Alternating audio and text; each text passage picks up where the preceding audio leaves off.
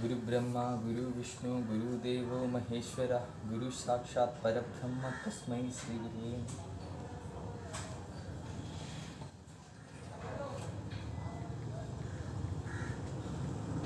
അങ്ങനെ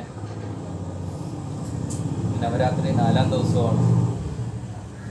ഈ ദിവസത്തിൽ നമുക്ക് ഗുരുജി ഇവിടെ ഒരു സത്സംഗം അവതരിപ്പിക്കാൻ വേണ്ടി പറഞ്ഞായിരുന്നു.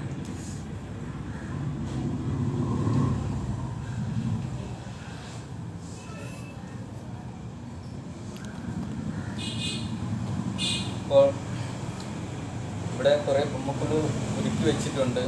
അപ്പം ഇന്ന് എനിക്ക് അതിൻ്റെ മുമ്പിൽ 2 വാക്ക് പറയാനുള്ളൊരു ഭാഗ്യമുണ്ടായിരുന്നു. ഒന്ന്, അവിടെ ഇരിക്കാൻ കഴിഞ്ഞില്ലെങ്കിലും അതിൻ്റെ മുന്നിൽ വന്നിരിക്കാനുള്ളൊരു ഭാഗ്യം ഉണ്ടായല്ലോ. സത്യം പറഞ്ഞാൽ നമ്മളെ രൂപം അവിടെ മനുഷ്യൻ്റെ രൂപമുണ്ട്. അവിടെ വലിയ ശരീരമായതുകൊണ്ടാണ് അവിടെ ഇരിക്കാൻ പറ്റാത്തത്. അതുകൊണ്ടാണ് ഫ്രണ്ടിൽ വന്നിരിക്കുന്നത്. വിശ്വത്തിൻ്റെ എല്ലാ ജീവജാലങ്ങളും നമ്മൾ ഉമ്മഗുരുവിൽ ഒരുക്കി വെച്ചിട്ടുണ്ട്. അതിൽ മനുഷ്യനും പെടും, മൃഗവും പെടും, ഈശ്വരനും പെടും,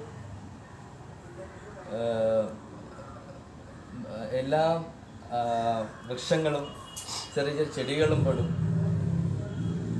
ഒരു ബോധത്തിൻ്റെ ഉള്ളിലാണ് എല്ലാം നിലനിൽക്കുന്നത്. ആ ബോധത്തിൻ്റെ അകത്താണ് എല്ലാ ഈശ്വര രൂപങ്ങളും സൃഷ്ടിച്ചിട്ടുള്ളത്. അപ്പോൾ ഇന്ന് ഈ നിമിഷത്തിൽ എനിക്ക് ആ ഒരു ബോധത്തിനെ കുറിച്ചുള്ള അനുഭവം പങ്കുവയ്ക്കാൻ വേണ്ടി കഴിഞ്ഞതിൽ ഞാൻ കൃതാർത്ഥനാണ്.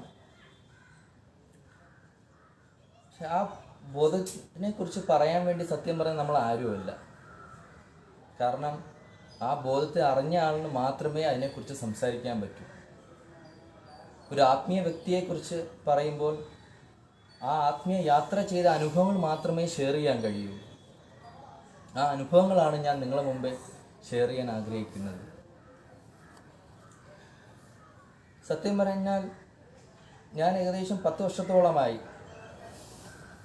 ഈ സ്പിരിച്വൽ ജേണി സ്റ്റാർട്ട് ചെയ്തിട്ട്.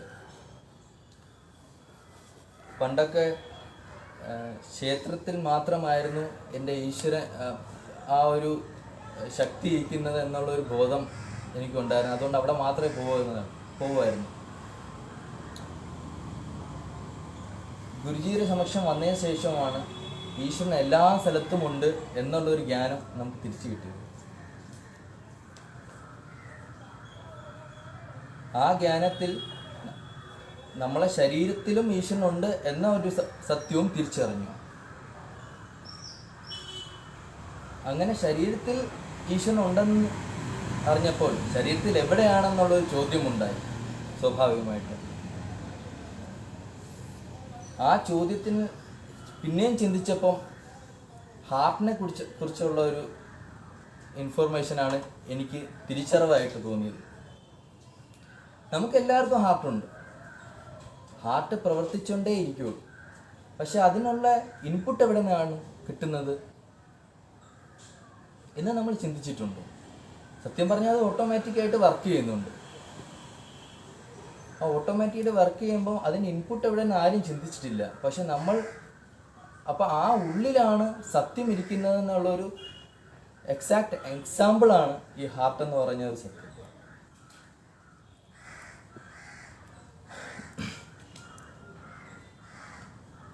അപ്പോൾ അതാണ് ഉള്ളിലോട്ട് നമ്മളുടെ ജേർണി കൊണ്ടുപോകാൻ വേണ്ടി സഹായമായത്.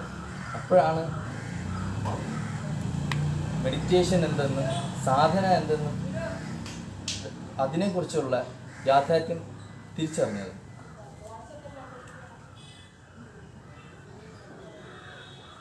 അത് ഗുരുജിയുടെ സഹായം മൂലമാണ് ആ ഒരു സത്യം തിരിച്ചറിഞ്ഞത്. ആ ജേർണിയാണ് ഞാൻ ഇന്ന് വരെയും തുടർന്നു കൊണ്ടുവരുന്നത്. സത്യം പറഞ്ഞാൽ കുറേ എക്സ്പീരിയൻസസ് ജീവിതത്തിൽ ഉണ്ടായിട്ടുണ്ട്.